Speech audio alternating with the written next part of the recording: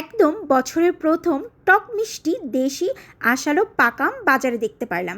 Hello everyone, আসসালামু আলাইকুম। আশা করি সবাই ভালো আছেন। আলহামদুলিল্লাহ, আল্লাহর রহমতে আমরাও ভালো আছি।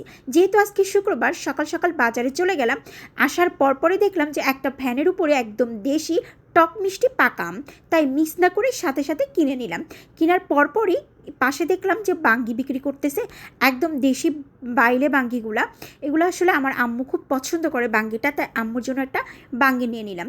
নেওয়ার পরপরই নাফিসার খেজুর শেষ হয়ে গেছিলো, কাঠবাদাম, কাজু বাদাম, এগুলো সব বাসার শেষ, তাই এই দোকান থেকে কিনে নিলাম। এটা আমাদের বাসার এলাকার মধ্যে একটা দোকান।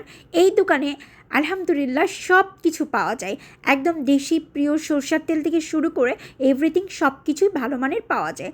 তার জন্য মাঝে মাঝে এই দোকান থেকে সব কিছু কেনাকাটা করি। কিনে নিয়ে বাসায় এসে খুব সুন্দর করে এই যে বক্সের ভিতরে করে বক্স করে সুন্দর করে ফ্রিজে রেখে দেবো। নাফিসা বুড়ি যখন মনে যাবে একটা করে নিয়ে খাবে। তারপরে যে পরিমাণের গরম পড়ছে, তাই ভাবলাম যে একটু শরবতের জন্য ইসুপগুলির ভুষি এবং নানা ধরনের যেই থাকে তুতমা দানা মিক্সড করা ওইগুলা বাসায় নিয়ে আসার পরপরই আমগুলো খুব সুন্দর করে ঝুড়ির ভিতরে রাখলাম। রাখে সুন্দর করে ফ্রিজে গুছাই থুলাম।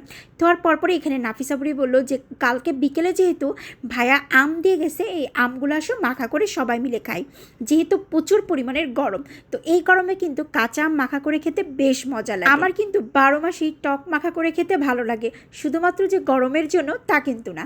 তাই খুব সুন্দর করে নাফিসা বুড়ি ধুয়ে পরিষ্কার করে নিয়ে আসছে, একদম শুকলা শুদ্ধ ভালো করে ফাটাই নিব। ফাটিয়ে কিন্তু আম খেতে গেলে অনেক বেশি মজা লাগে। একদম ছোট ছোট জালি আম, এইগুলো আসলে এরকম ফাটায় খেলেই বেশি মজা লাগে।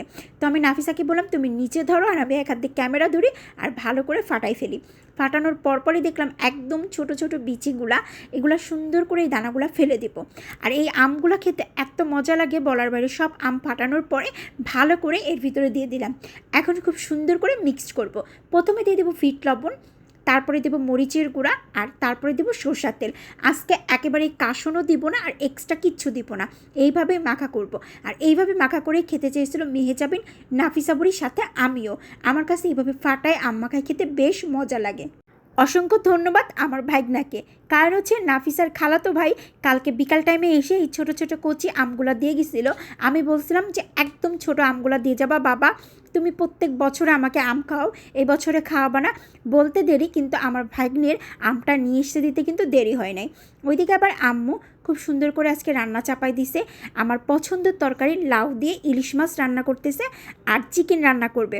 যেহেতু গ্যাস শেষ হয়ে গেছে, এলাকার মধ্যে গ্যাস কোথাও পাই নাই, কারণ হচ্ছে আমরা বড় সিলিন্ডারটা ব্যবহার করি, যার কারণে না পাওয়ায় আম্মুকে বললাম যে তুমি ইলেকট্রিক চুলাতেই রান্নাবাড়া করে ফেলো।